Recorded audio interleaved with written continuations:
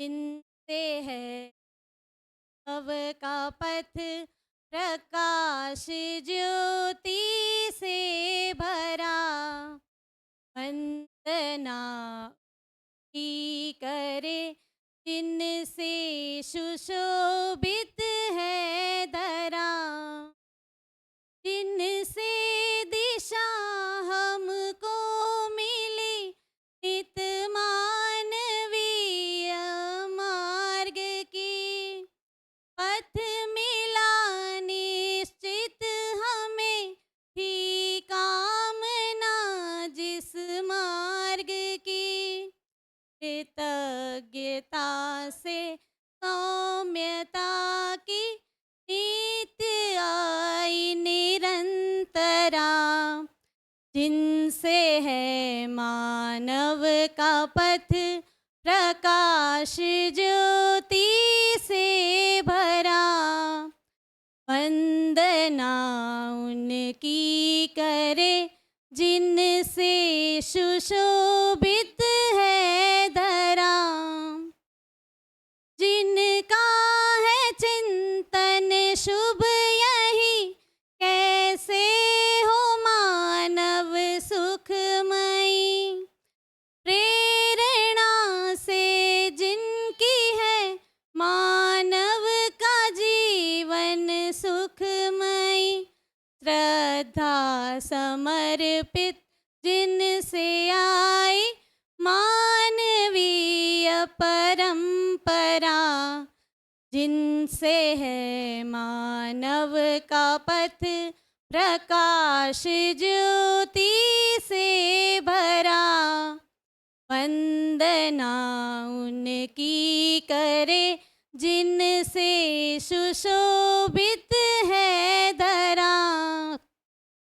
सबके सुख की कामना ले रहती जिनकी कल्पना।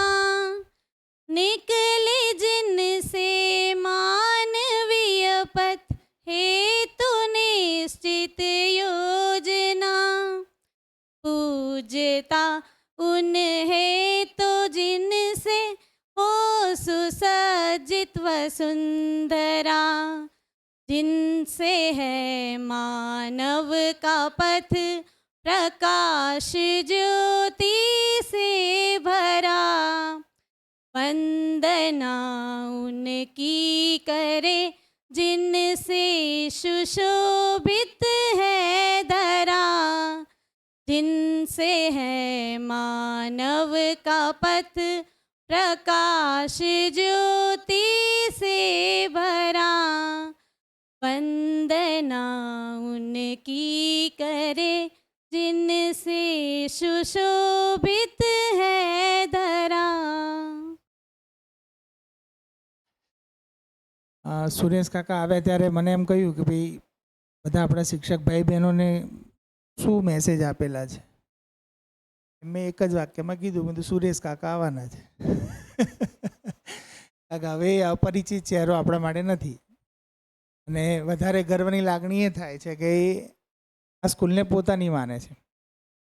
વિશેષ મને હવે કંઈ લાગતું નથી કે હું એમના વિશે વિશેષ કહું, પણ ખાસ આજે વારંવાર આપણી ક્વોલિટીમાં ઇમ્પ્રુવમેન્ટ થાય.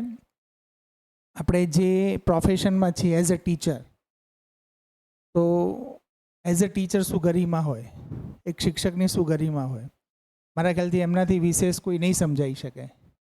કારણ કે પોતે આજીવન શિક્ષક રહ્યા છે અને શિક્ષક શું વસ્તુ છે એમ.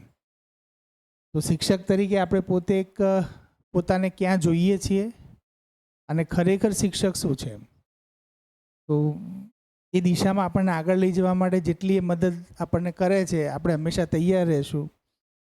જ્યારે બી એ કહે છે કે હું અત્યારે મારી પાસે સમય છે, આપણે તરત એમને બોલાવી લઈશું. તો એના માટે આપણે ક્યાંક અનુકૂળતાઓ કરવી પડે તો આપણે કરી દઈશું. પણ એ જેટલી વાર અહીંયા આવે એટલું આપણું ચોક્કસથી કલ્યાણ થવાનું જ છે. એટલે એ સંદર્ભે જો કે તમે બધા હવે એમને સાંભળ્યા પછી મારે કંઈ કહેવું નથી પડતું, એટલું સારું છે. કારણ કે એમની હાજરીમાં જ બધાને એમ એનર્જી આવી જ જાય છે. હમણાં દીકરીઓ બી આવી હતી મળવા માટે કે સર અમારી પાસે ક્યારે આવશો તમે. તો ખૂબ સરસ વ્યક્તિત્વ છે, પ્રેમાળ વ્યક્તિત્વ છે અને વધારે અમને લાભો એ મળે છે તમારા બધાના કારણે કે અમારા ઘરે બી રોકાય એ કારણે. નહીં તો આટલા વર્ષોથી અમે પરિચિત છીએ, અમારે સાથે રહેવાનો સમય બહુ ઓછો કદી થયો નથી. એમ આ રીતે મળી જઈએ પણ ઘરે રહેવાનું નથી થયું.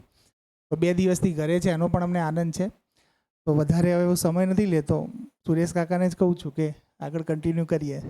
ધન્યવાદ. પહેલાં આપણે છે ને થોડું પારિવારિક સેટિંગ કરી દઈએ. હોલને આ બાજુનો ભાગ એટલો બધો વજનદાર થઈ ગયો છે કે સ્કૂલ આમ ટિલ્ટ થઈ જશે, કે સિવિલ એન્જિનિયરિંગ ભણ્યો છું. તો મારું પહેલાં ભાઈઓને વિનંતી છે, શક્ય એટલા આગળ આવી જાઓ, એટલે તમારે પાછળના ભાગમાં થોડી જગ્યા મળશે. તો જે છેક પાછળ બહેનો બેઠી છે એ આ તરફ આવી જાય. આ જે આખી જગ્યા ખાલી છે ને બધી ભરી દો.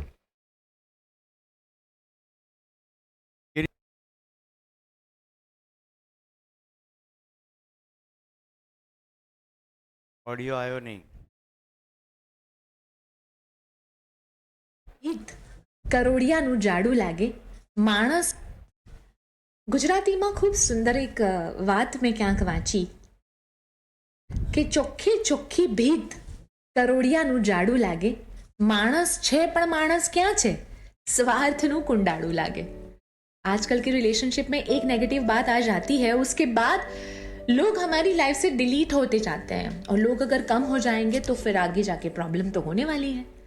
सो लोगों को क्यों हम चाहते हैं कि वो हमारी लाइफ में रहें, हम क्यों चाहते हैं कि जब हम किसी को फ़ोन करें तो वो हमसे बात करें, हम क्यों अपना पॉइंट प्रूव करना चाहते हैं, हमें क्यों रिलेशनशिप चाहिए. हर इंसान को रिलेशनशिप चाहिए, लेकिन हर इंसान ये भी जानता है कि किसी एक नेगेटिविटी की वजह से हम शायद दोस्त हो, पेरेंट्स हो, हस्बैंड वाइफ हो, गर्लफ्रेंड बॉयफ्रेंड हो, ये लोग एक नेगेटिव थॉट की वजह से हमसे दूर हो जाते हैं, और ऐसा नहीं होना चाहिए ना. और आजकल हम ज़्यादा उसी ज़माने में जी रहे हैं जहाँ नेगेटिविटी ज़्यादा है, और ये हस्बैंड वाइफ के रिलेशनशिप में तो बहुत ज़्यादा होता है.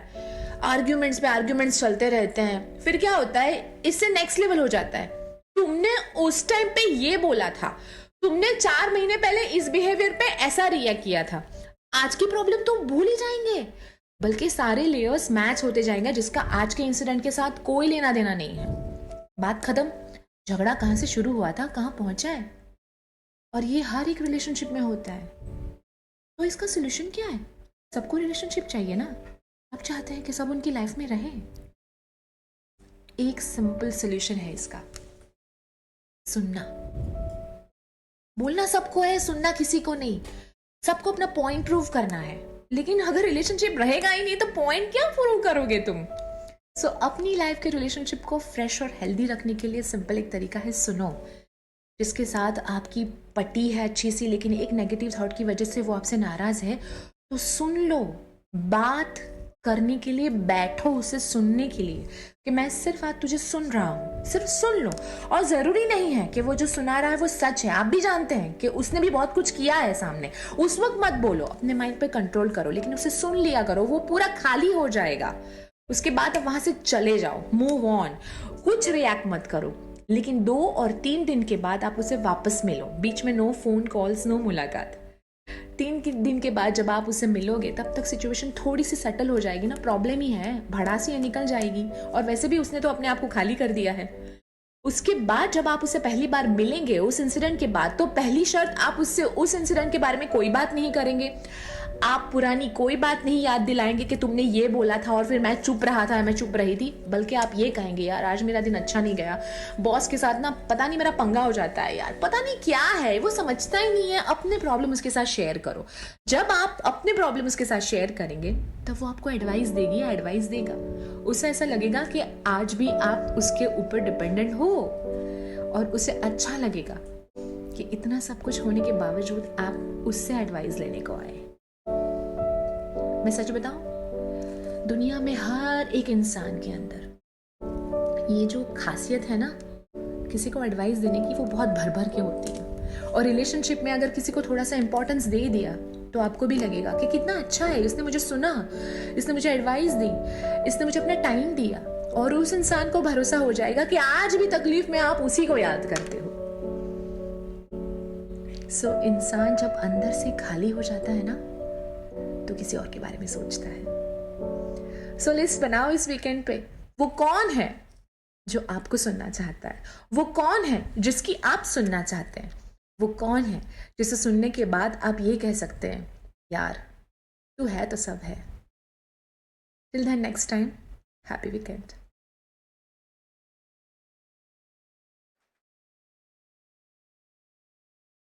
શિક્ષકોની સામે આખો દિવસ બોલવું, જે લોકોનો વ્યવસાય સતત જ બોલ્યા કરવાનો છે, એમની સામે આખો દિવસ બોલવું એ કેટલું કપરું કામ છે એ મારા જેવો શિક્ષક તો સમજી જ શકે ને. એટલે પહેલો આ વિડીયો તમને સાંભળવા માટે લખ્યું. તમે મારા વિશે જે માનો છો, તમે ભૂતકાળમાં મને સાંભળ્યો એ વખતે જે કંઈ હતું બધું સાઈડમાં મૂકીને આજે સાંભળી શકશો. અને હું પણ સાંભળવા જ આવ્યો છું તમારી વાત. આજનો પ્રોગ્રામ કોઈ ફોર્મલ પ્રોગ્રામ નથી. સ્ટ્રક્ચર એનું ફોર્મલ છે એ સત્ર આટલા વાગે પૂરું કરશું, પણ ઇનફોર્મલ પ્રોગ્રામ છે. તમને સતીશભાઈ ગિરીશભાઈએ કહ્યું જ હશે, હું સામેથી આવ્યો છું, માંગીને આવ્યો છું. એમ કહ્યું છે કે મારે બધાની સાથે બેસવું છે. વચ્ચે થોડો એપિસોડ એવો ગયો કે મેં એવું વચન આપ્યું હતું શિબિર પૂરું થયા પછી દર મહિને એકવાર આવીશ, તમે ઈચ્છો તો. તમારામાંથી કોઈએ કહ્યું નથી હો, એક પણ શિક્ષકનો એવો મેસેજ કે પત્ર આવ્યો નથી કે મહિનો થયો હવે શું છે, તમે જીવો છો કે મરી ગયા છો. આપણી પ્રજાને શ્રદ્ધાંજલિ સભા ભરવી બહુ ગમે. મરી જાય ને પછી કે બહુ સારો હતો, પણ જીવતો હોય ત્યારે તો કો સારો હતો. તો એ સાંભળી ખરો. 5મી મે શિબિર પત્યો, 5મી જૂને 1 મહિનો થયો, પછી 5મી જુલાઈએ 2 મહિના થયા.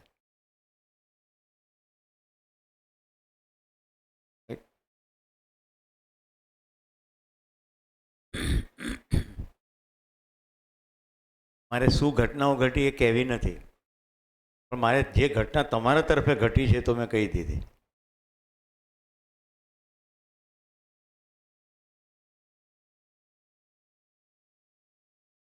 કેટલાક બેઝિક સિદ્ધાંતો પહેલી વાર આપણે મળ્યા ત્યારે મેં કહ્યું હતું, યાદ હોય તો. હું 1 દિવસ માટે આવ્યો હતો. યાદ છે આવી કોઈ ઘટના ઘટી હતી આ સંસારમાં? ઘટી હતી? કોઈને તારીખ યાદ છે જ્યારે તમારી ને મારી વચ્ચે ઈલું ઈલું શરૂ થયું? એ કઈ તારીખ હતી? હું 1 દિવસ માટે આવ્યો હતો.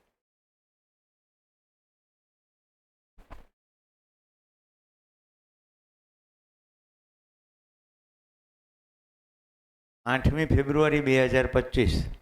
પાક્કું? ચલો, હવે ભવિષ્યમાં ક્યારેક સ્કૂલ માટે સમ ખાવાનો દિવસ આવશે તો હું ખુશી ખુશી સમ ખાઈ શકીશ. કે એક તો છે માયની લાલી, માયનો લાલ તો કોઈ નીકળ્યો નહીં. હવે જે હું તમને કહીશ તો તમને થોડા મસ્કા જેવું લાગશે, પણ મસ્કા નથી, હકીકત છે. ગુજરાતની, દેશની અને દુનિયાની સારી શાળાઓ જોયા પછી, એક ભારતની તમામ સારી શાળાના અભ્યાસના રિપોર્ટો વાંચ્યા પછી, અને હું તો આંતરરાષ્ટ્રીય સ્તરે ભણ્યો, એ બધા અનુભવના આધારે મેં તારવ્યું કે કઈ શાળા સાથે કામ કરાય કે જ્યાંથી કંઈક નીપજે. એવી શાળા તમે છો. તમને લાગતું હોય તો, મને લાગે એના જ શું થાય. પહેલું, તમે એવા બાળકો માટે કામ કરો છો જે હજી બહુ કચરો ભેગો કર્યા વગરના, એટલે કામ તમારું પ્રમાણમાં શહેરોની શાળાઓ કરતાં ઇઝી છે. તમને બહુ ડિફિકલ્ટ લાગતું હશે, પણ ગઈકાલની મારી પ્રતીતિ છે એટલે કહું. કાલે જે શિક્ષકોએ મને જોયો હશે, મેં વચ્ચેથી પસાર થયો ફરતેથી પસાર તો મારે બધા બાળકને જોયા છે, આ ચહેરા જોયા. કારણ કે 1.5-2 કલાક પ્રોગ્રામ હોય અને સતત વિદ્યાર્થીઓ સાથે કહું છું, હું ભૂલી ગયો કે મારે ઊભું નથી રહેવાનું. તો તમારી પાસે એવા બાળકો છે કે જેને ખૂબ સરસ રીતે મોલ્ડ કરી શકાય, ભણાવી શકાય. સૌથી પહેલું કોઈ પણ શિક્ષણ સંસ્થાનમાં કેન્દ્રમાં તો બાળક છે, તો સૌથી પહેલું એ છે. તમારા ચહેરા જોતા તમે ગુંડા ગુંડી જેવા નથી લાગતા. અમદાવાદની બધી ટોપ સ્કૂલોમાં મેં ટ્રેનિંગ પ્રોગ્રામ કરી. આમ એન્ટર થાય ને એટલે ખબર પડે કે આ મારું એન્કાઉન્ટર કરી નાખશે. એ શું લઈને આવ્યો ખબર છે? તમે હું અમને સમજાવવાના? અમે તો બધું જાણીને બેઠેલા છીએ. આમ ચહેરો જ બોલતો હોય. એમાં જીવન વિદ્યામાં આવ્યા પછી કેવું થઈ ગયું, તમારી અંદરના વિચારો, ભાવ મારી અંદર પ્રતિબિંબિત થાય. મારું મન શાંત હોય એટલે ઘણી બધી ખબર પડી જાય. તો second thing, you are very good people. તમે ખૂબ સારા લોકો છો. હવે કોઈ તાળી નહીં પાડે. આત્મવિશ્વાસનો અભાવ. એટલે મેં પહેલાં લીટી મારી કહી દીધી કે હું મસ્કા મારી રહ્યો નથી. દિવસ દરમિયાન તમે પકડી શકો તો પકડજો કે આવું મેં તાર્યું કેવી રીતે હશે. અને ત્રીજું, શિક્ષણ સંસ્થા ગમે એટલી સારી હોય ને, પણ એના મેનેજમેન્ટમાં બેઠેલા માણસોને શિક્ષણ સારું કરવાની તમન્ના ના હોય ને, તો કંઈ જ ફેર ના પડે. હાર્વર્ડ સ્કૂલને પેલા ટ્રમ્પ નામના તતુડીબાજે એવું કીધું કે ફંડ બંધ કરી દઈશું. તો પેલા હાર્વર્ડ સ્કૂલના ટ્રસ્ટીઓ શું કે એને જરા હાઇલાઇટ કરવી હતી. રાજકારણ છે બધું. તો તમે એમ કે સંવિધાન હત્યા દિવસ મનાવજો. એમણે સ્પષ્ટ લખ્યું અમે સંવિધાન હત્યા દિવસ નહીં મનાવીએ, તમે જે એક્શન લેવા હોય તે લઈ શકો. તો ત્રીજું તત્વ, તમારી શાળાના ટ્રસ્ટીઓ આ શાળાના તમામ સભ્યને, એટલે દરેક દીકરા દીકરી, દરેક શિક્ષક શિક્ષકો જેટલા સંકળાયેલા છે એ બધાનું ભલું ઈચ્છનારા અને બેટર સ્કૂલિંગ કરવા માટે સંકલ્પિત છે. 3 તત્વો ખબર પડી ગઈ. ટોપ મેનેજમેન્ટને સારું કરવાની ઈચ્છા હોય, શિક્ષકો ભલા હોય અને વિદ્યાર્થીઓ નિર્મળ હોય. આ 3 ડાયમેન્શન હોય એ સ્કૂલમાં કામ થાય. તો તમારી પાસે આ સંભાવનાઓ છે. એ ભાવથી જ હું તમારી વચ્ચે આવ્યો છું, આવતો રહીશ. મારી પાસે જે એક્સપર્ટીઝ છે એ હું લઈને મરી જવું કામનું ખરું. એ પાસ ઓન થવી જોઈએ. આપણે વંદના ગીતથી શરૂ કરીએ છીએ. જે લોકો શિબિર કર્યો છે એમને વંદના વિશે થોડી ખબર છે. એવું કોઈ છે જેને જીવન વિદ્યા શિબિર નથી કર્યો? શિબિર બધાએ કર્યો છે, રાઈટ? ઘણાએ શિબિર કર્યો હશે પણ કર્યો નહીં હોય. 5 દિવસ કે 7 દિવસ બેસવાથી શિબિર થતો નથી.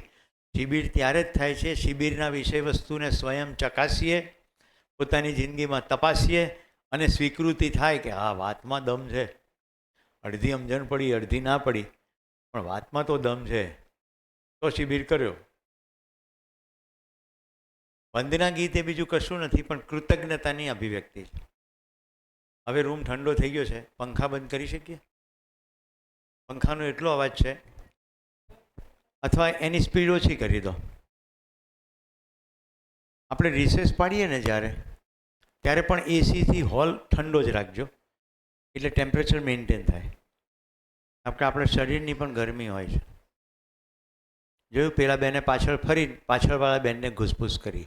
આ તમને કહું છું, પાછળ ફરીને જે તમે બોલ્યા, લીલો દુપટ્ટો, પહેરવાસ તો રાખો. હું પછી વિદ્યાર્થીઓને 2 દિવસ કહું કે તમે ઘૂસપૂસ ના કરો, તમે જ ઘૂસપૂસ કરો.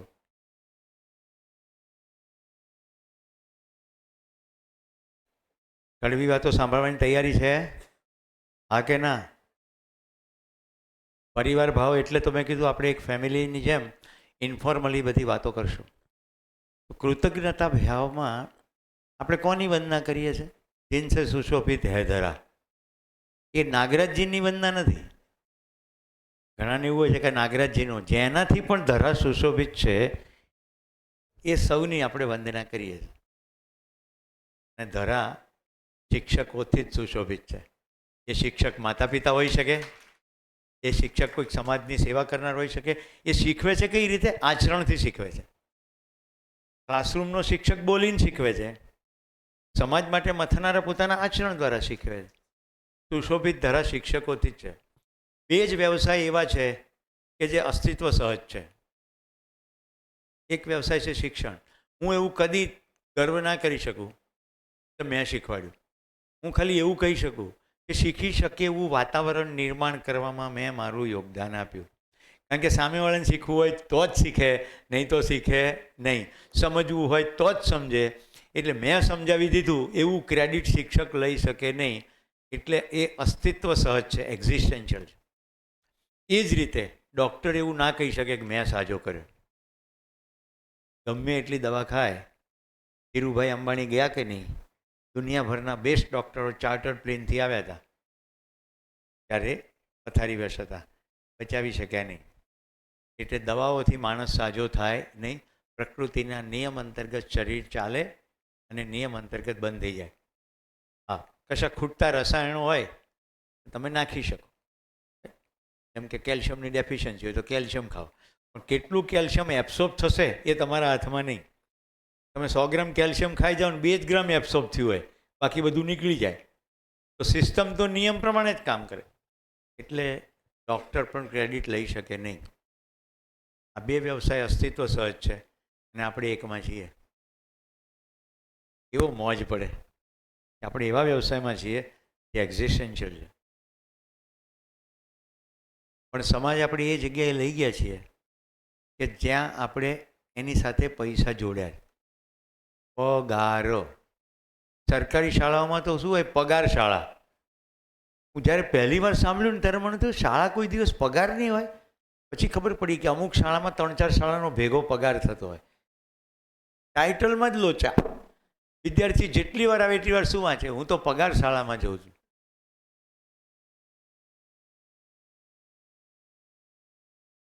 એટલે એવું જરાય માનવું નહીં કે શિક્ષણ ખાતામાં બેઠેલા બધા શિક્ષકો હોય ને ડાયા હોય. શિક્ષણનો શોખ ખબર ના હોય શિક્ષણ મંત્રી હોઈ શકે. એવી લોકશાહી દેશની મજા છે. રેકોર્ડ બી થઈ રહ્યું છે, કદાચ ટેલિકાસ્ટ બી થશે. હું એ દેશમાં ભણ્યો ત્યાં સમાંતર વિધાનસભાઓ હતી. રૂલિંગ ગવર્મેન્ટ અને ઓપોઝિશન ગવર્મેન્ટ. શિક્ષણ ખાતાના સચિવ બેર મિનિમમ PhD થયેલા હોવા જોઈએ. મંત્રી તો શિક્ષણ મંત્રી હોય એ PhD એજ્યુકેશન હોય, એ સરકારના મંત્રી હોય. વિરોધ પક્ષ એટલે પેરેલલ ગવર્મેન્ટ, એમાં પણ શિક્ષણ મંત્રી હોય. એને મિનિસ્ટર એજ્યુકેશન ઓપોઝિશન કહે. એ પણ PhD હોય. ફોર્મ ભરતી વખતે સ્પષ્ટ હોય કે કયા પોર્ટફોલિયો માટે ફોર્મ ભરે છે. એટલે ક્વોલિફાય ના થાય. ભણ્યો જ નથી PhD એ ક્વોલિફાય જ ના થાય શિક્ષણ મંત્રી થવા. હવે મજાનું છે, કોઈ પણ બિલ પસાર કરવાનું હોય ધારો તો પહેલાં ઓપોઝિશન ગવર્મેન્ટમાં જાય. એ બધા મચેડે. એ જેટલા પ્રશ્નો નીકળે એને પહેલાં રૂલિંગ ગવર્મેન્ટે એ બધા પ્રશ્નોના જવાબ કરવા પડે. એટલે સંપૂર્ણ સહમતિથી બિલ પસાર થાય. વિકસિત દેશો એમનેમ વિકસિત નથી કહેવાતા. આપણે તો રૂલિંગ ગવર્મેન્ટ ગમે એટલું સારું કરે, વિરોધ પક્ષનો એક જ એજન્ડા, બધાનો વિરોધ જ કરવાનો. એટલે શિક્ષણ ખાતામાં બેઠેલ માણસો બધું શિક્ષણ સમજતા હોય એવું નથી. એ વાતની પ્રતીતિ એ છે કે 1947માં આપણે આઝાદ થયા અને 2020માં આપણી નવી એજ્યુકેશન પોલિસી આવી. એની પહેલાં પોલિસીમાં ફેરફાર થયા જ છે, પણ નવી એજ્યુકેશન કેમ પોલિસી બનાવવી પડે? જે દેશમાં ગુરુકુળની પરંપરા હોય, 5000 વર્ષનો ઇતિહાસ હોય, 2500 વર્ષનો તો ડોક્યુમેન્ટેડ ઇતિહાસ હોય. ઇતિહાસકારો એમ કે UN સંઘ અહીંયા આવ્યો હતો. તક્ષશિલા અને નાલંદા જેવી યુનિવર્સિટીમાં દુનિયાભરના વિદ્યાર્થીઓ ભણતા હતા. મતલબ કે આપણે શિક્ષણમાં કંઈક કાઠું કાઢ્યું હશે ને? હા કે ના? આપણે શું શું કર્યું એ તમને કહું. આખા દેશમાં 8 જગ્યાએ લોખંડના થાંભલા છે. તમે ખાલી દિલ્હીનો એક જ ઓળખો છો. દિલ્હીનો લોખંડનો થાંભલો કટાતો નથી એ ખબર છે ને? ત્યાં લોખંડ જ છતાંય કટાતું નથી. એવું શું કર્યું? મેટલર્જીમાં આપણે એક્સપર્ટ હતા. જગત અને ભૂગોળ શબ્દ આપણી પાસે સદીઓથી છે. જ્યારે પેલા લોકો કે પૃથ્વી સપાટ છે, ચાલતા જાઓ ને તો પડી જવાય, ત્યારે આપણને ખબર હતી પૃથ્વી ગોળ છે, ભૂગોળ.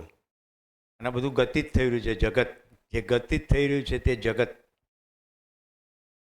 આપણી પાસે વાર્તાઓ હતી, સપ્તર્ષિ, વશિષ્ઠ, અરુંધતી, તારાઓને આપણે એની સાથે સાંકળી દીધા, અને આખું વાર્તાઓની સાથે ખગોળ છે. મતલબ કે આપણે શિક્ષણમાં કંઈક દમ લગાડ્યું હતું ને? હા કે ના? ઊંઘ તો નથી આવતી ને? આમ તો મારે કહેવાનું રહી ગયું હતું, આ લોકોને કડક મીઠી ચા પીવડાય પછી જ ક્લાસમાં લવાય. કારણ કે એક તો એન્ટ્રી પાડતામાં જ બગાસું ખાતું, એટલે મેં એમ કીધું કે એન્ટ્રીવાળા પેલા બગાસાવાળા બેનને આગળ બેસાડો. બહુ અઘરું શિક્ષકો સામે બોલવું. ઊંડો શ્વાસ લો બધા.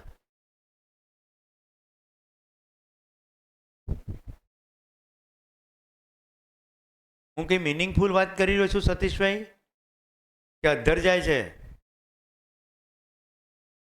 આપણે જે વાત કરી રહ્યા છીએ, સૌથી પહેલાં પૂર્વ ભૂમિકા બંધાઈ રહી છે. કુંભારને સાદો ના માનતા. મારા ઘરે એક કુંભાર પરિવારમાંથી, જેના ઘરના બધા જુદા જુદા વ્યવસાયની અંદર સેટલ છે, કુંભારે વાડો ચલાવતા નથી, પણ મારે ઘરે દિવાળીના કોડિયા એ પરિવારમાંથી આવે છે. અને મને એટલા માટે ખુશી છે કે એમણે પોતાની પરંપરાનું ગૌરવ રાખ્યું. ભલે બનાવતા નથી, એ શું કરે છે, બજારમાંથી કોડિયા લઈ આવે, સુંદર સુશોભિત કરે અને મને ભેટ મોકલે. તમને ખબર છે, લાલ માટી આવે, કાળી માટી આવે. દહીં જમાવાનું જરા જુદી માટીની રીતે કૂક થાય. માટલાની માટી જુદી હોય. અહીંયા મેકલસરના માટલા આવે, મેટલ હોય, એમાં એટલું બધું પાણી ઠંડુ થાય. 1986થી પહેલાં ડીસાથી જ માટલા મગાવતો, અત્યારે હવે બધે મળી જાય છે.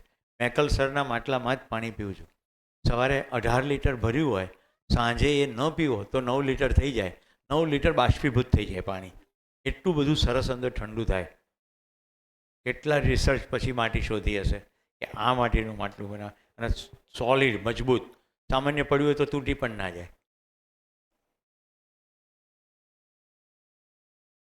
કુંભાર વિજ્ઞાન વગરનો હતો.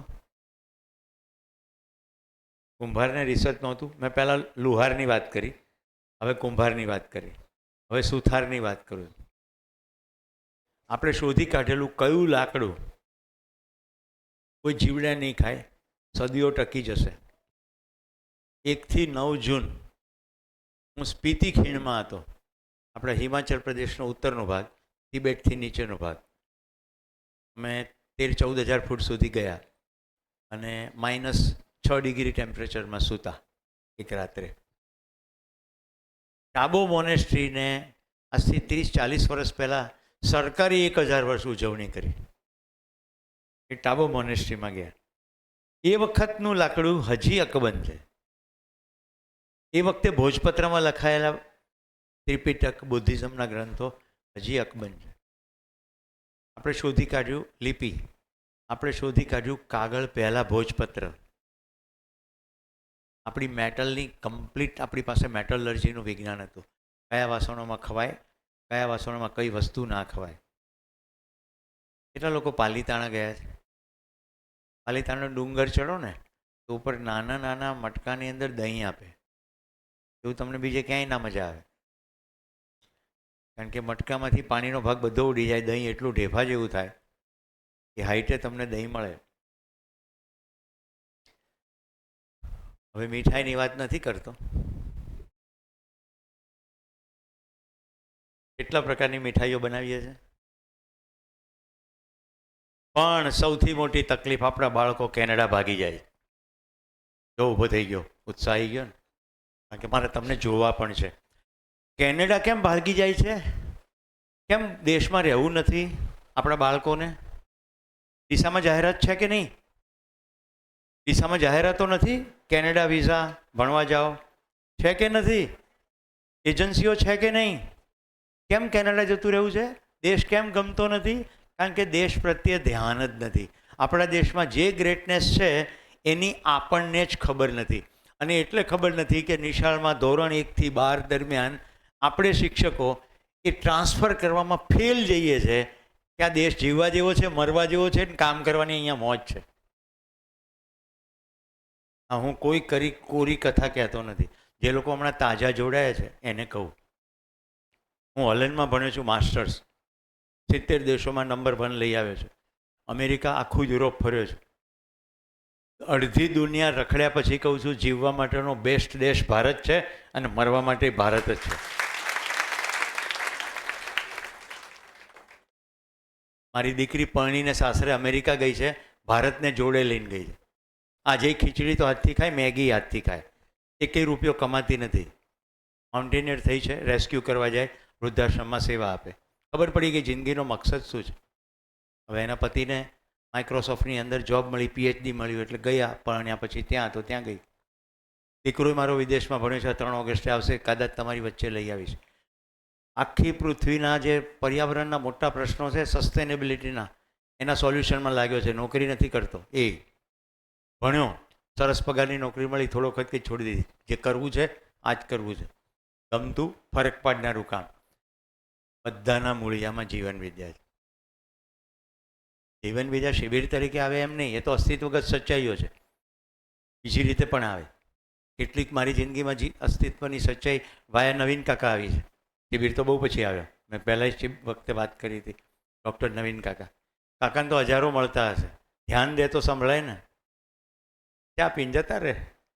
મારા જેવો માણસ ઘૂંટડે પીવે. એ જેટલું કાકા બોલે ને બધું હું અંદર ઉતારી દઉં, પછી એનું પણ ઘરે જઈને ચિંતન કરું. કાકા બોલે અને જિંદગી સાથે શું અનુબંધ છે. એક્શન દેખાય, કામ કરવા માંડીએ એટલે મોજ પડે. તો આપણા દેશમાં બહુ મજા છે, પણ આપણને ખબર પડે તો ને. તમને ખબર છે સૌથી તકલીફવાળા દેશોમાં તકલીફ શું છે? બધી જ સુવિધાઓ હોવા છતાં શું કરવું ને એની સ્પષ્ટતા નથી. અને આપણે અહીંયા કામનો પાર જ નથી. મને કોઈ કહે કે કંટાળો આવે છે, આ બાઘો હશે. અહીંયા કંટાળો શેનો આવે? કેટલું કામ છે. કાલે હું કહેતો હતો ને કેટલું બધું કામ છે. કાલે તમે મને સાંભળ્યો તો હું પ્રશ્નો વાંચતો હતો બાળકોના બપોર પછીની પાળીમાં. હું હલી ગયો તો એક પ્રશ્ન વાંચીને, જ્યારે વિદ્યાર્થી એવું લખે છે જિંદગીનો કંઈ અર્થ નથી, બધા મને ઠોઠ માને છે, હું કશું કરી શકું નહીં, એટલા સુચારું અક્ષર, ચોખ્ખી ભાષા, આત્મવિશ્વાસ નથી. મેં કીધું હતું જવાબમાં, આત્મવિશ્વાસ વગર આટલું લખી ના શકાય ને મને પૂછી ના શકાય. છે પણ એને એવું નથી લાગતું. કામ નથી દેખાતું તમને? કામ ખાલી ફિઝિક્સ, કેમેસ્ટ્રી, બાયોલોજી ને મેથ્સ નથી. એક શિક્ષક જિંદગી ઊભી કરી શકે છે. એક શિક્ષક જ માણસ બનાવી શકે છે. અને તમે સિલેબસની સાથે આ કરવા સક્ષમ છો. અને એટલે હું તમારી જોડે છું. મારી શરીરની 64 વર્ષની ઉંમરથી હજી હું 22 વર્ષ જેટલી યુવાની ધરાવું છું. કદી થાક લાગતો નથી, કંટાળો આવતો નથી, ચીડ ચડતી નથી, નિરાશા આવતી નથી. કેમ? કારણ કે હું શિક્ષક છું.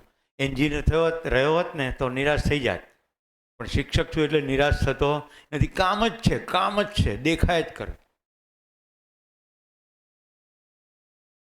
મરી ગયા પછી તમારામાંથી કોઈના ઘરે બચ્ચું થઈને આવીશ, કારણ કે ના ઉતરું એમ. ભણવા માટે બધે જવાનું. હું કહું અમેરિકા મક્કા છે, બેસ્ટ ભણવા માટે. પણ ક્લેરિટી સાથે ભણવા જાઓ પાછા આવો, નહીં તો ના આવો. હું ભણ્યો, ઓનલાઈન ભણ્યો, ભણતા જ ખબર પડી ગઈ. ભણાય જ્યાં સારું મળતું હોય તે બધેથી ભણી લેવાનું, પણ કામનું ક્ષેત્ર તો ખબર પડવી જોઈએ ને. આપણા લોકો, આપણી જમીન, આપણા પ્રશ્નો. અને સૌથી ગ્રેટ વસ્તુ, કદાચ એક દિવસમાં મેં તમને, આપણે જે ઘરે જે જાપાન અમેરિકા કર્યું એ બધું અહીંયા વન ડેમાં કરાવ્યું હતું. એટીટ્યુડ, સ્કિલ અને નોલેજ વખતે મેં તમને ચંદ્ર ઉપરની યાત્રા કરાવી હતી. આસ્કમાં મેં તમને 3 દેશોની સભ્યતાની વાત કરી હતી કે અમેરિકાની અંદર સ્કિલનો મહિમા છે. નથી કરી? આ બેન ના પાડે. ચાનું ઉદાહરણ આપ્યું હતું. કંઈ વાંધો નહીં, આપણે રિપીટ કરી દઈએ. જે વાત નીકળી છે એને અનુરૂપ. પેન છે, બહુ ક્વિકલી કરી દઈશું.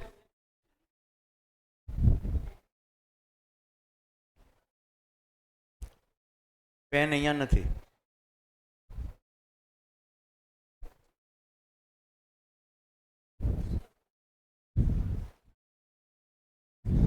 ઘરે આવું તો એક કપ ચા પીવડાવવા માટે શું જોઈએ તમારી પાસે ઓછામાં ઓછું?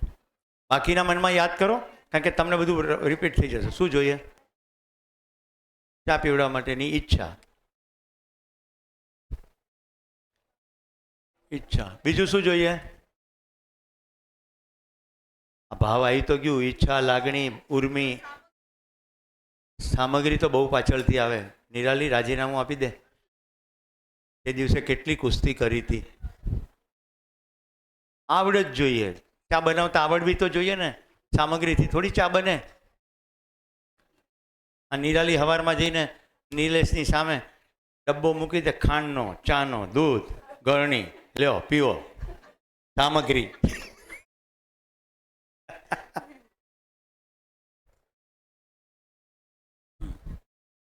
ભલે રહ્યું. ત્રીજું શું જોઈએ? બોલ હવે. સામગ્રી પહેલા, ત્રીજું શું જોઈએ? પાછળ.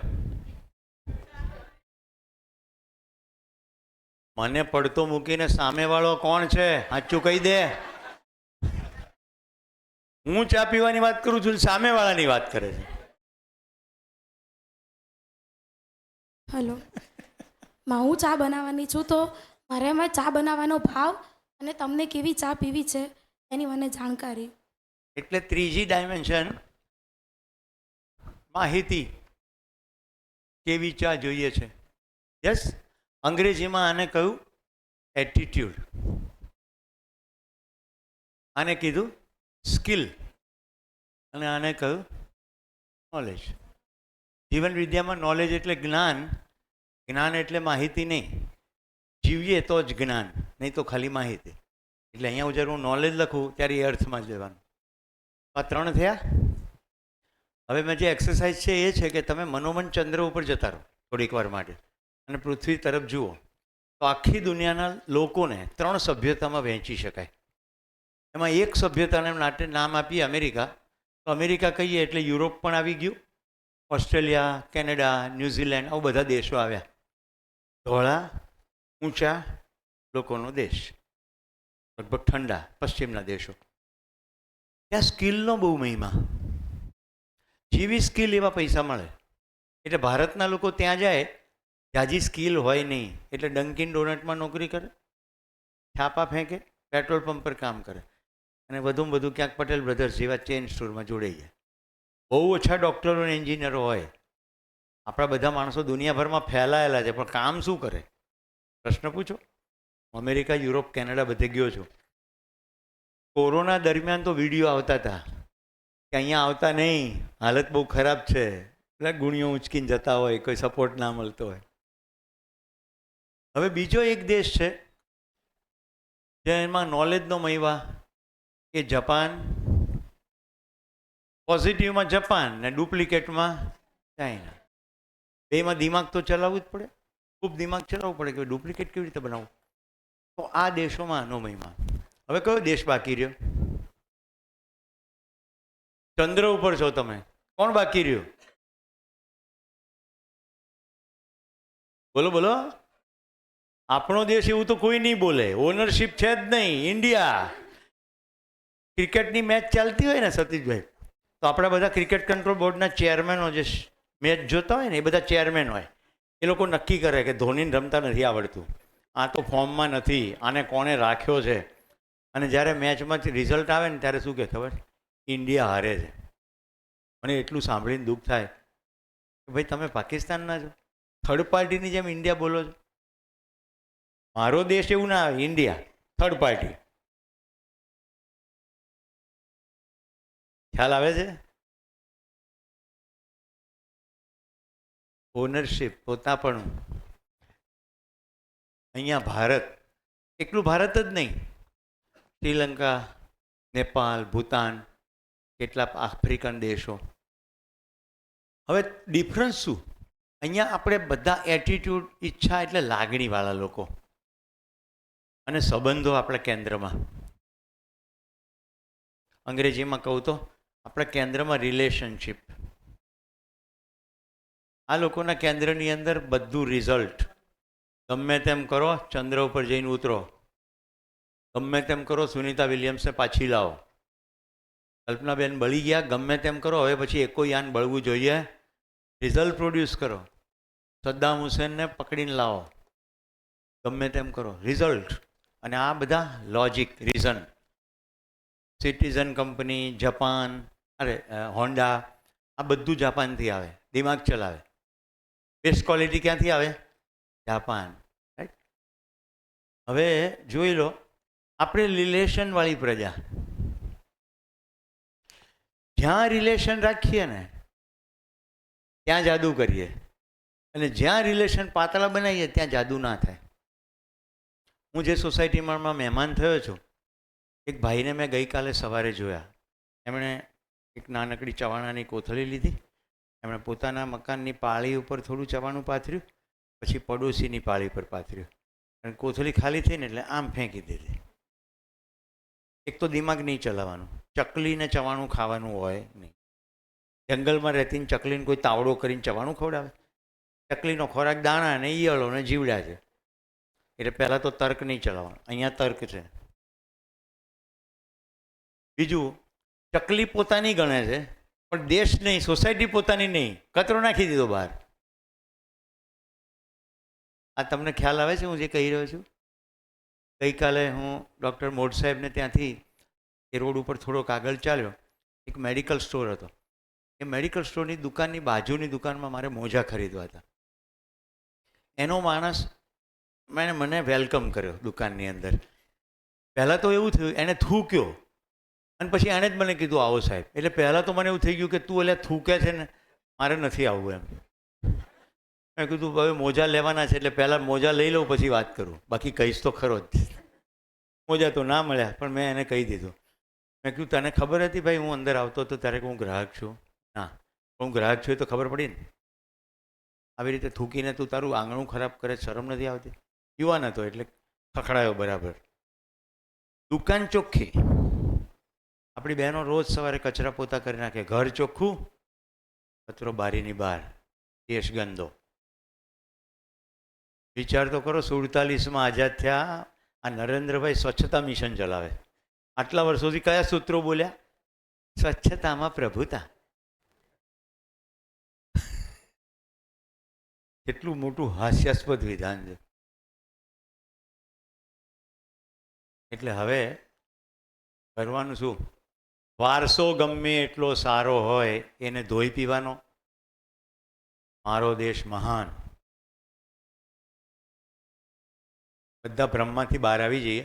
એક સમય મહાન હશે, હવે ક્યાંય મહાન દેખાતું નથી. જો દેખાય તો કામ થાય. બધું આપણને એમ જ લાગે કે બધું સરસ જ છે એટલે કામ કરવાનું થાય જ નહીં. અને કામ કરવા માટે તો આપણે ભગવાનોને એજન્ટ તરીકે રાખ્યા જ છે. રાઈટ? આપણે કંઈ કરવાનું જ નથી. થોડુંક ભોળાનાથ કરે, વધ્યું હોય તો એમના પત્ની દુર્ગા દેવી કરે. એ બે આરામ કરતા હોય કૈલાસમાં, તો કૃષ્ણ ભગવાનને સોંપી દઈએ. હવે તું આટલું કર. 1000 હાથ વાળો, બધું તારા હાથમાં છે. હું કાંઈ નહીં કરું, હું ધાબળો ઉઠીને પડ્યો છું.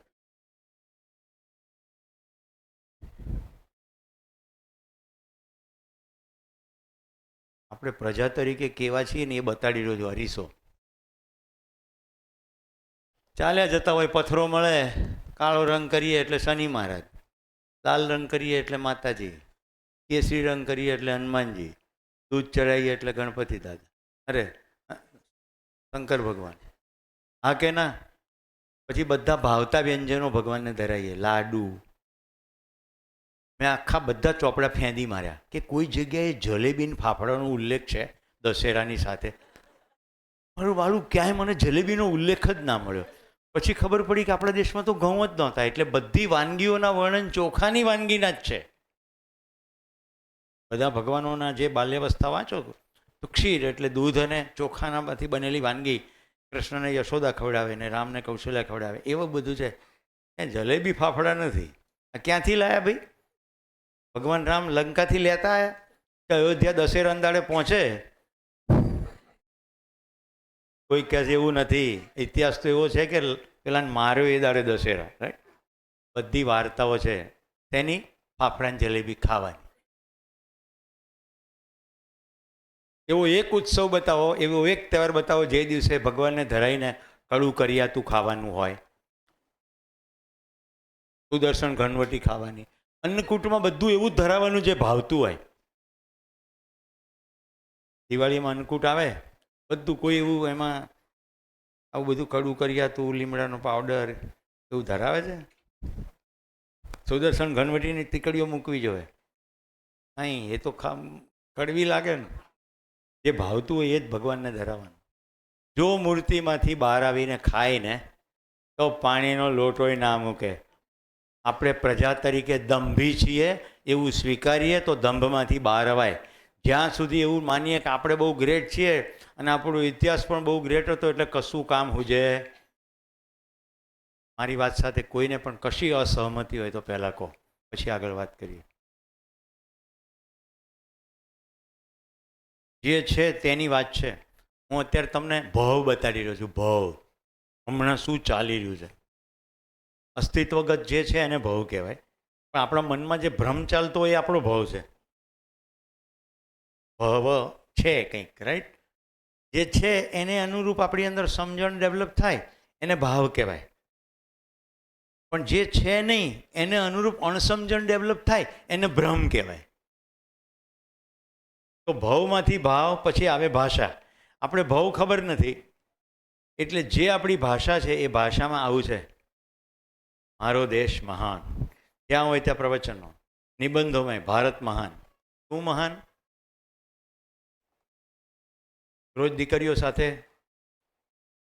ખરાબ વર્તન થાય છે દેશમાં, હા કે ના? શું કહીએ છીએ? યત્ર નાર્યસ્તુ પૂજ્યન્તે. બધી દીકરીઓ, બહેનો, બધા ભાઈઓ સાંભળજો.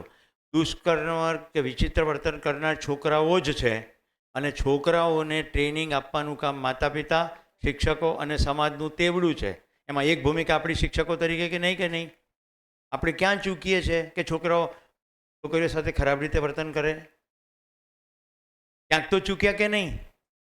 મતલબ કે વ્યક્તિ તરીકે બહેનોનો સ્વીકાર નથી, શરીર તરીકે સ્વીકાર છે. એવી જ ભાષા છે, એવી આ જાહેરાતો છે, એવું જ મીડિયા છે અને આપણે એની અંદર એક ભાગ છીએ. તો આપણે કામ શું કરીએ? જો આપણને આ બધું અડતું હોય, એમ લાગતું હોય કે આ કંઈક કરવા જેવું છે, તો તમારી માટે સારામાં સારા સમાચાર એ છે, એક તો ભારતીય છીએ, રિલેશનથી ચાલનારા છીએ, તો સીધો સંબંધનું સૂત્ર તમારી સામે છે. તમારી સામેના બાળકોને પોતાના માનો. That's it, simple. હું આ રવિવારે ડૉક્ટર અમોલા ખાંડવાલાના દવાખાનાના ઉદ્ઘાટનમાં ગયો હતો. એ દીકરી 6ઠ્ઠા ધોરણમાં હતી ત્યારે મારી જિંદગીમાં આવી. 6ઠ્ઠું ધોરણ, 11 વર્ષની ઉંમર. અમે 40 મિત્રો ડેલહાઉસી ગયા હતા. હું બધા દર વર્ષે મનાલી, ડેલહાઉસી યુવાનોને લઈ જાઉં અને થોડું થોડું શીખવાડું. આવું ચાલતું આવ્યું છે. આ બે દીકરાઓ એમાંથી જ મળ્યા. આમ જોવો તો ભાઈ સતીશ અને ગિરીશભાઈ બંને આવ્યા હતા મનાલીના પ્રોગ્રામમાં. ત્યારે થોડી જીવનવિદ્યાની વાત થયેલી. અમોલાને અને બધા બાળકો નાના મોટા મિક્સ હતા. એક રોક ઉપર હું બેઠો ને મેં કીધું બધા સામે બેસી જાઓ એટલે બધી પહેલા દિવસે સૂચના આપી દઈએ કે અઠવાડિયું આપણે પહાડોમાં કેવી રીતે ખાવું પીવું રહેવું. અમોલા મારી બાજુમાં આવીને કે હું તો નીચે નહીં બેસું, હું તો તમને મારા દોસ્ત માનું છું.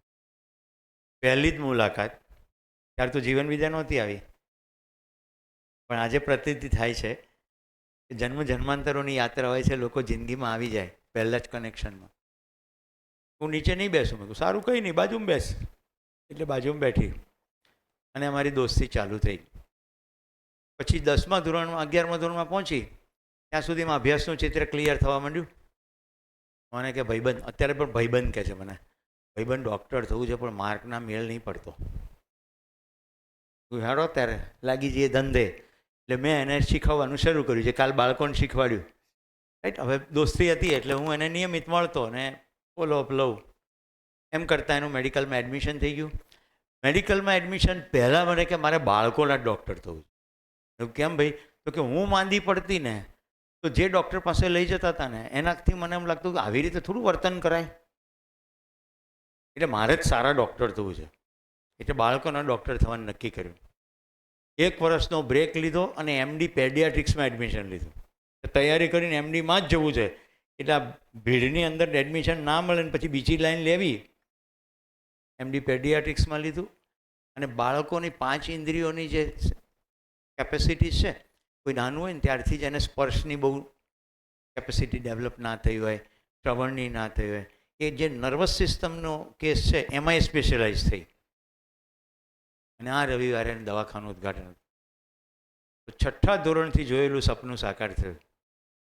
કેટલા બધા રોમાંચિત હશે. એનું આખું પરિવાર બધા મને ઓળખે, એના કાકા, મામા, ફુવા, બધું જ બૃહદ પરિવાર મને ઓળખે. બધાને મારા માટે સ્વીકૃતિ કે આ અમોલાના દોસ્ત છે. હવે અમોલાના પિતા મારા વિદ્યાર્થી હતા NIFTમાં, national institute of fashion technology. એમાં હું એન્ટરપ્રેન્યોરશિપ શીખવવા જતો. એ બધા પ્રોફેશનલ હોય, એ લોકો શીખવા આવે, નાના યુવાનો ના હોય, એન્ટરપ્રેન્યોર્સ હોય. આવી રીતે પરિચય થયો. હું તમને આ કેસ એટલા માટે કહું છું, એક શિક્ષક એક દીકરી સાથે ખાલી સંબંધના સૂત્રથી જોડાયેલ રહે. એ અમદાવાદ રહે, હું તો ગાંધીનગર રહું. અને શરૂઆતના દિવસો તો મોબાઈલના હતા નહીં, લેન્ડલાઇન. એ કરે તો હું ના હોઉં, હું કરું તો એ ના હોય.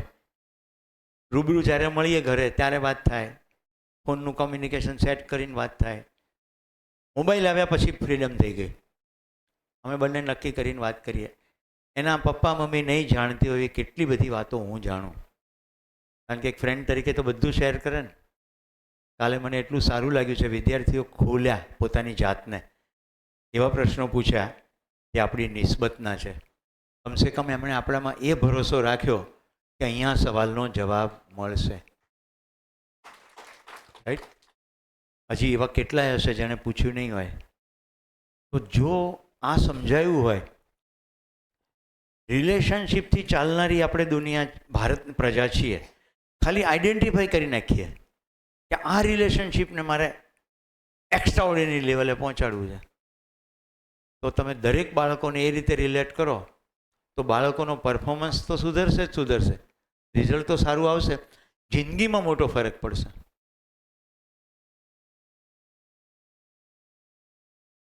એક કમ્યુનિકેશનથી કેટલો ફેર પડી જાય.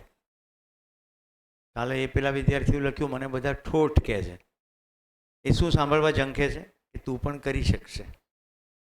કાલે મને ગિરીશભાઈ બીજી ખુશી એ થઈ કે અંતઃપ્રેરણાથી જ મેં અરુણિમા સિન્હાની વિડીયો પસંદ કરી હતી કે જેમાં બધા પ્રશ્નોનો ઓલમોસ્ટ જવાબ મળી જાય કે પગ ભાંગ્યા પછી જો કોઈ એવરેસ્ટ પહોંચી શકતું હોય તો આપણી સમસ્યા કંઈ નથી.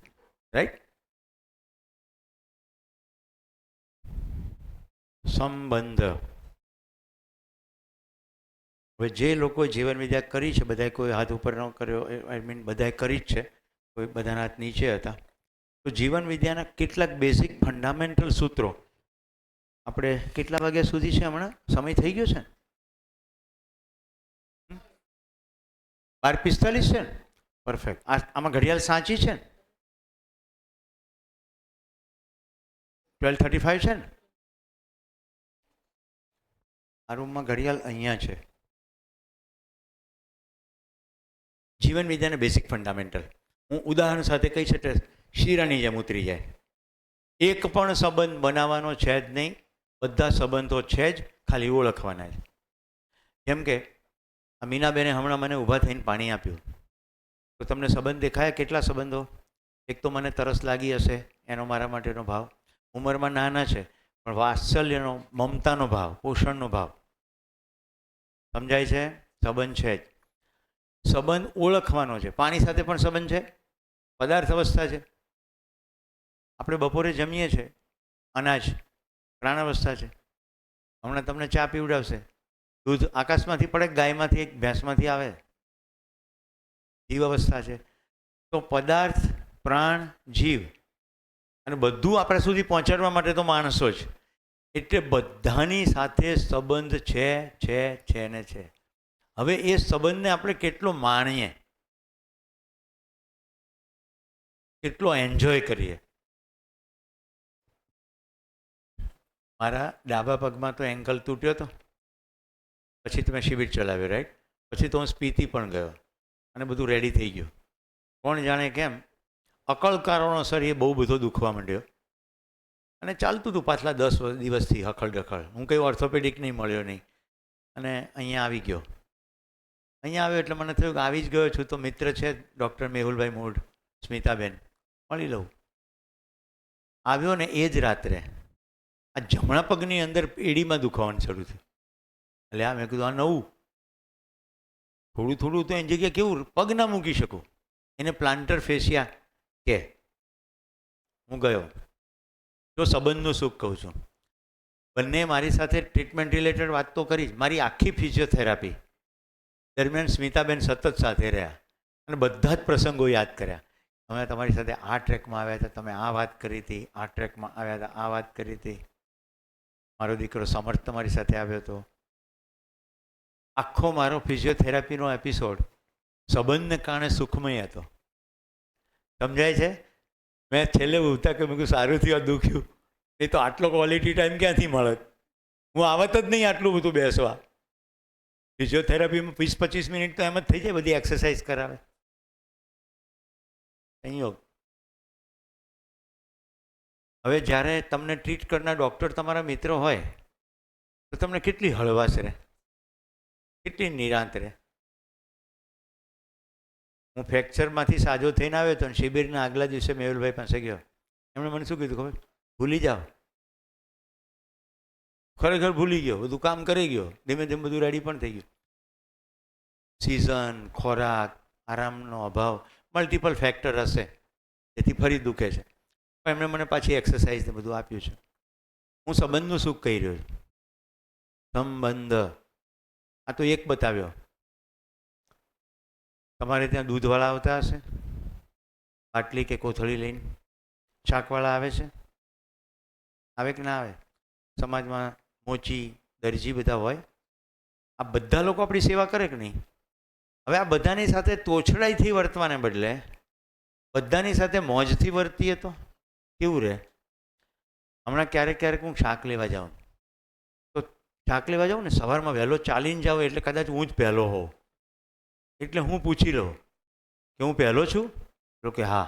એટલે હું 11 કે 21 કે એવું રૂપિયા એને વધારે ના આપું. એટલે પેલાની આંખમાં ચમક આવી જાય કે સાહેબ તમે સરસ બોણી કરાવી. મેં કીધું આ પૈસાથી નહીં, શુભેચ્છાઓ, તારો ધંધો સરસ ચાલે ભાઈ. હવે મને કહો બીજે દિવસે હું મોડો ગયો હોઉં તો પણ એનો ચહેરો કેવો હોય મને જોઈને? શું થવા માંડ્યું છે ખબર? આજે સાહેબ તમારે લાયક નથી. એ જ ના પાડે, આ ના લેશો, વાસી છે. મને તો કોઈ ખબર નથી પડતી તાજું કોને કહેવાય ને વાસી કહેવાય. મેં તો કદી આખી જિંદગી શાક ખરીદ્યું જ નથી. હમણાં મારા પત્નીની થોડી તબિયત ઢીલી, હું વધુમાં વધુ ગલકા તુરિયા લઉં, આમ થોડું દબાઈને જોઉં, પહોંચું જ નથી. બીજી જાજી સમજણ ના પડે. અઠવાડિયામાં મને બધી સમજણ પડી ગઈ કે સુખ સંબંધનું જ છે. હવે કોઈ એવું રખે માનતા કે વધારે પૈસા આપે એટલે સારું કરે. પૈસા તો એક ટ્રાન્ઝેક્શન છે. ટ્રાન્ઝેક્શનમાં ભાવ તમારો શું છે? મારી અંદર કૃતજ્ઞતા હોય કે આ ખેતરમાંથી લઈને ધોઈને કમ્પ્લીટ રેડી રાખે છે. હું તો 10 વાગે શાક લેવા જાઉં તો 10 વાગે તો બોણી ના હોય ને, પણ થેન્કિંગ સાથે વાત કરીએ, ભાવ સાથે વાત કરીએ, બધાની સાથે ટહુકા કરીએ, તેને સારું જ લાગે. હવે હમણાં જાંબુ હતા, જાંબુવાળી દીકરી હતી. મેં કીધું ખાવાનું બહુ મન છે બેટા, પણ બધા જાંબુમાં કાણા છે, હું નહીં લઈ શકું. એટલે મેં લીધા નહીં. હવે હું એમ કહું આવા જાંબુ તો વેચાતા હશે. મેં મારી ઉપર ઢોળ્યું કે મારથી નહીં લેવાય. બીજે દિવસે હું ત્રીજી લાઈનમાં ખરીદતો હતો, એ ત્યાંથી ઊભી થઈને આવી કે સાહેબ આજે જાંબુ સારા છે, આજે આવી જાઓ લેવા. તો કૃતજ્ઞતા થઈ કે નહીં? એને પણ થઈ. હવે આટલો નાનો ટહુકો કરવામાં શું ફેર પડે? ભાવ હોય તો ફેર પડે. અંદર ભાવ ના હોય કૃતજ્ઞતાનો તો ડ્રામા ચાલે.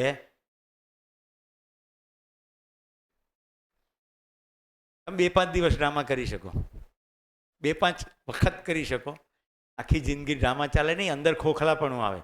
ભાવપૂર્ણ રીતે વર્તીએ એટલે સૌથી પહેલી મોજ આપણને આવે. તમે કોઈની સાથે કૃતજ્ઞતાના ભાવથી કરો, પહેલી તો અંદર ખુશી. તમારા સૌ માટે પણ કૃતજ્ઞતા. આ બધું દિવાલ સામે થોડું બોલી શકું? મારે તો ઘણું શીખવાનું મન હોય. રાઈટ નિલેશભાઈ? દિવાલ સામે કહું તમે મને સાંભળો, સાંભળવા તત્પર. આ લોકોને મેં કીધું કે મારી તૈયારી છે. એમની તૈયારી હોય તો મને ઘૂસવા દે ને અહીંયા. નહીં તો કે સારું ચા પાણી ખાંડવી ખાઈને ગાંધીનગરની બસ પકડી લો. અમારે કોઈ જરૂર નથી.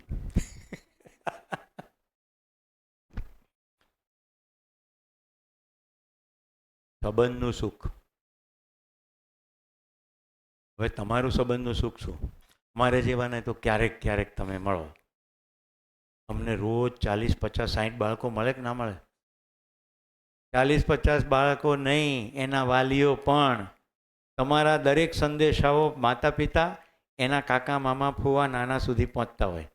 તમે શું બોલો છો ને કેવી રીતે વર્તો છો એ ઠેઠ ત્યાં જાય. તમારો એક એક શબ્દ, એક એક વર્તન, એક એક બિહેવિયર. કારણ કે સંબંધ બધે કનેક્ટેડ છે. We are all connected with everyone.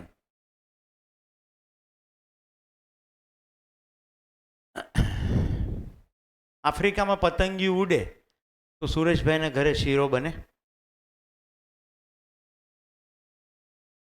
પેલા સ્કાર્ફવાળા બેન, તમને પૂછું છું, જે નાક સાફ કરી રહ્યા છે, તો મારે હસવાનું કરવું હોય તેવું જ બોલવું પડે. આફ્રિકામાં પતંગિયું ઉડે તો સુરેશભાઈના ઘરે શીરો બને? હા કે ના? હા કે ના? સામાન્ય જવાબ ના છે. હકીકત એવી બની, આફ્રિકામાં એક શિકારી કુટુંબ, પત્ની બિલકુલ અહિંસાવાદી, પણ એનો પતિ હન્ટર, અને વીકેન્ડમાં એ હન્ટિંગ કરવા જાય અને પતિ પત્ની વચ્ચે આવીને આવી ખટપટ ચાલ્યા કરે. એક સન્ડેના દિવસે કે તમે આટલા વખતથી કહું છું મારી વાત માનો ને ક્યારેક તો આજે ના જાઓ. તો પેલાની પાસે કારતૂસ હતા ને બધા કાઢી નાખ્યા, 6 રાખ્યા. તારી વાત માનીને આ 6 ગોળીઓનો પ્રયોગ કરીશ, થોડુંક તો હન્ટિંગ કરીશ. એ દિવસે બન્યું એક પછી એક 5 ગોળીઓ દરદ બાતલ ગઈ. બર્ડનું શિકાર કરતો હોય એટલે બર્ડ બધા ઉડી ગયા. 6ઠ્ઠી ગોળીમાં પરફેક્ટ મેળ આવ્યો.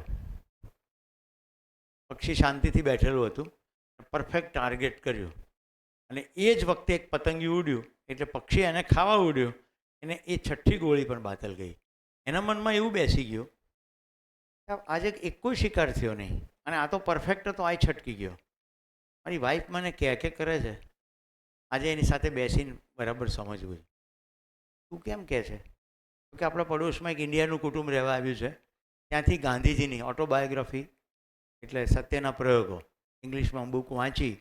અહિંસાને કારણે પહેલાંય હું તો તમને ના જ પાડતી હતી, પણ મને એમ લાગે છે કે આ બહુ મોટું ખરાબ કામ કે આપણે કરીએ. એટલે પેલા ભાઈ કે લાય ત્યારે ચોપડી, એ જઈને બેન માગી આવ્યા. આ ભાઈને એવી ચાનક ચડી, 2 દિવસમાં આખી ચોપડી વાંચી નાખી.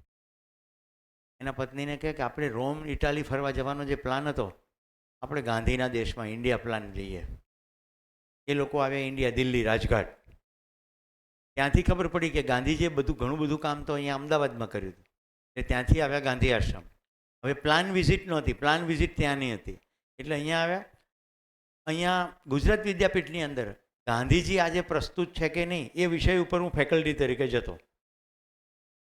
એટલે ત્યાંથી કુલ સચિવનો ફોન આવ્યો કે સુરેશભાઈ ઘરે છો? વાહ, 10 મહેમાનો છે, આફ્રિકાના છે, બધા ગોરિયાઓ, પણ ગાંધીજી આશ્રમની વિઝિટ કરવાના છે ને એનો ગાઈડ કહે છે કે આજે જે મેઇન ગાઈડ અંગ્રેજીનો અહીંયા છે ઉપલબ્ધ નથી, અને આ લોકો હિન્દી સમજશે નહીં. તમને ટાઈમ હોય તો આવી જાઓ ને, હાલો. હું પહોંચી ગયો, વાર્તા પૂરી કરી જ દઉં, પછી તો ઘરે શીરો બન્યો હશે ને. શું પ્રશ્ન પૂછ્યો તમે? આફ્રિકામાં પતંગિયું ઉડે તો સુરેશના ઘરે શીરો બને? હા બને, બિકોઝ એવરીથિંગ ઇઝ કનેક્ટેડ. આ તો એક ઘટના ઘટી એમાં સિક્વન્સ દેખાણી, એવી રોજ ઘટના ઘટતી હોય સિક્વન્સ દેખાય નહીં, પણ તમે કંઈ પણ બોલો, કંઈ પણ કરો, એના સબસિક્વન્ટલી અસર બધે જ થાય ને થાય. કંઈ પણ બોલો, કંઈ પણ કરો. જે લોકો શિબિરમાં અધ્યયનમાં ઉતર્યા છે એમને બિલકુલ ખબર હશે, જીવન ક્રિયામાં ઊંડાણમાં જઈએ, રાઈટ, મન પછી વૃત્તિ ચિત્ત, તો વિચારની પ્રક્રિયામાં પ્રિય હિત લાભને ન્યાય ધર્મ સત્ય છે. વિચારમાં પણ પ્રિય હિત લાભને શિફ્ટ થઈને ન્યાય ધર્મ સત્ય આવે તો વર્તનમાં એ પ્રતિબિંબિત થાય ને એની અસર થાય. એટલે અખંડ સમાજ સાર્વભૌમ વ્યવસ્થા ત્યારે જ બને જ્યારે બધાની વિચારની પ્રક્રિયામાં શિફ્ટ આવે. અને આપણે બધા જ સાથે કનેક્ટેડ છીએ. બધા સુધી સંદેશો કેવી રીતે પહોંચાડવો? તો કે વિદ્યાર્થીઓ દ્વારા બધા સુધી પહોંચી શકીશું. ઇતિ સિદ્ધમ. ધન્યવાદ. 12:46. બ્રેક પછી મળીએ.